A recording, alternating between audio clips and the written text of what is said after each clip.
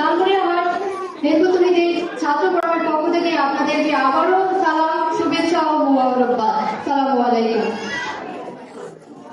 আজকে আমরা যে তরুণরা আছি, আমাদের মধ্যে যে শিক্ষার্থীরা আছে, আজকে কিছু 47টি গোষ্ঠী আমাদের ব্যবহার করতেছে, আমাদের মেধা, আমাদের শক্তি, আমাদের যে তারুণ্য একটা শক্তি, আমাদের যে বিকাশ, এই তারাই এইভাবে আমাদেরকে ব্যবহার করছে রাজনীতির স্বার্থে। তারা আজকে রাজনীতি দিতে যাচ্ছে, কিন্তু ব্যবহার করতেছে আমাদের, রক্ত ছড়াচ্ছে আমাদের, কিন্তু এতে আমরা প্রতারিত হচ্ছি, আমাদের বারবার প্রতারিত করা হচ্ছে। কেন আমাদের এই শক্তিকে কেন তারা বারবার প্রতারিত করছে?